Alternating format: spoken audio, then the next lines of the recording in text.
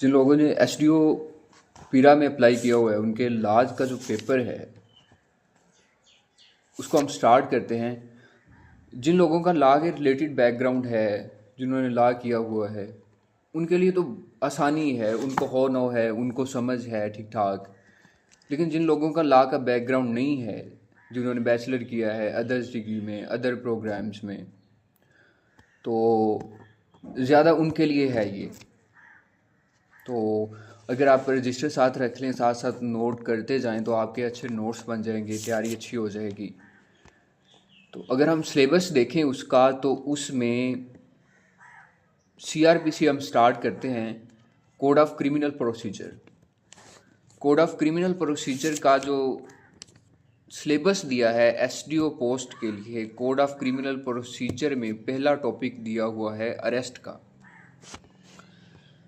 अब सीआरपीसी में अरेस्ट के रिलेटेड जो चैप्टर है वो है चैप्टर 5।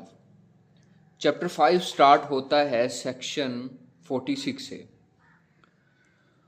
उसमें उन्होंने बताई हैं कि जर्नल 2 आगे उन्होंने अरेस्ट की डिटेल दी हुई है। पहले नंबर पे उन्होंने कहा है कि अरेस्ट जनरली, दूसरा है अरेस्ट विदाउट वारंट। हम पहले की बात करेंगे, अरेस्ट जनरली की। वो शुरू होता है सेक्शन 46 से। सेक्शन 46 कहता है कि अरेस्ट हो मेड। इसमें वो जनरली अरेस्ट का तरीकाकार बताता है कि अगर कोई पुलिस ऑफिसर या कोई अदर पर्सन जो अरेस्ट करने जाता है, जिसको अरेस्ट करना है, उसको वो टच करेगा, कन्फाइन करेगा, पकड़ेगा, तब तक जब तक वो खुद को सरेंडर नहीं कर देता, जब तक वो खुद हाथ खड़े नहीं कर देता। आगे क्लॉज 3 में कहता है कि अगर वो बंदा रेजिस्ट करता है, जिसे गिरफ्तार करने गए हैं, वो आगे से रेजिस्टेंस दिखाता है, तो पुलिस ऑफिसर जो गिरफ्तार करने गया है उसके पास इख्तियार है कि वो अपने सारे सोर्स, अपनी सारी ताकत यूज़ करे, मीन यूज़ करे उसको गिरफ्तार करने के लिए। आगे क्लॉज 3 है। क्लॉज 3 में ये कहते हैं कि जिस बंदे को गिरफ्तार करने गए हैं, पुलिस ऑफिसर के पास ये इख्तियार नहीं है कि उसको गोली मार के आ जाए, उसे एक्सपायर करके आ जाए। आगे है सेक्शन 47। सेक्शन 47 कहता है search of place entered by person sought to be arrested.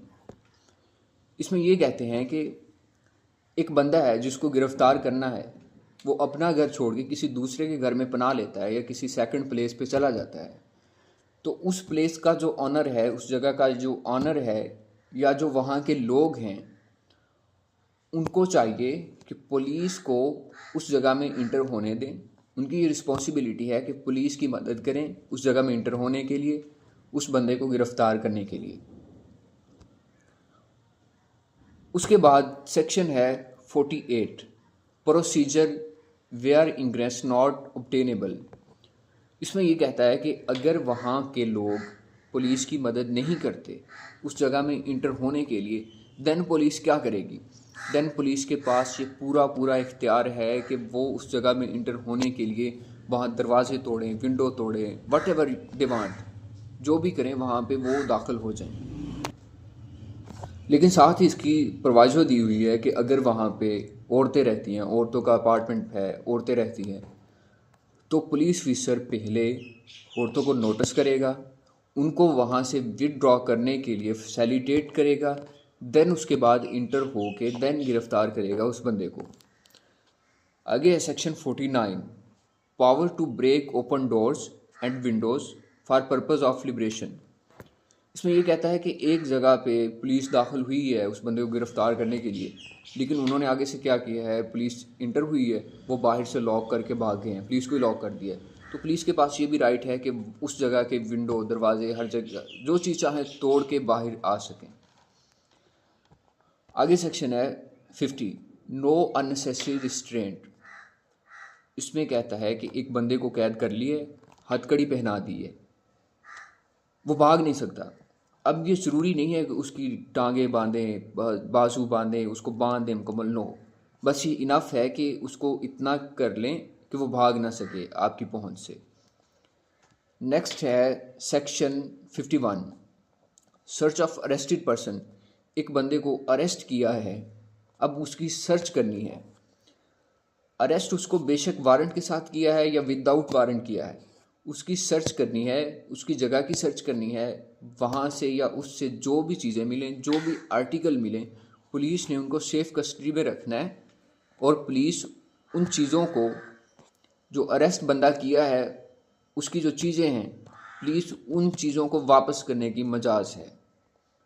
उसके बाद है section 52, mode of searching women.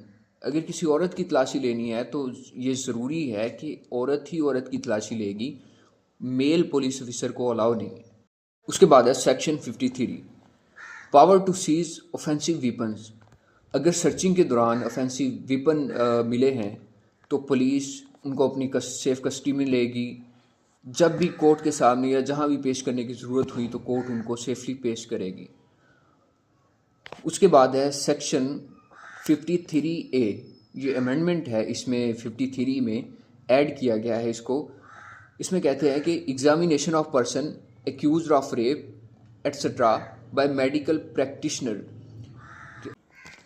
एक बंदा जिस पे ये चार्ज है कि उसने रेप किया है या अननेचुरल ऑफेंस किया है या लस्ट के रिलेटेड जो भी ऑफेंस हैं, सेक्सुअल अब्यूज़ किया है, तो उस एक्यूज पर्सन को, उस मुजरम को मेडिकल एग्जामिनेशन के लिए मेडिकल ऑफिसर के पास भेजा जाएगा, मेडिकल प्रैक्टिशनर के पास भेजा जाएगा, जो कि रजिस्टर्ड होगा।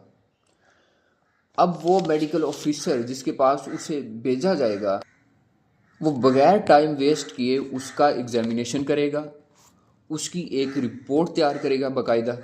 उस रिपोर्ट में एक्सक्यूज का जो एड्रेस, नाम, पता, उसकी एज लिखेगा, या उस पे जो इंजरीज आई हैं, मतलब को जो ड्यूरिंग उसकी जो जुर्म करते हुए, रेप वगैरह करते हुए जो रजिस्ट किया है दूसरे बंदे ने, उसके थ्रू जो इंजरीज आई हैं उसे वो नोट करेगा।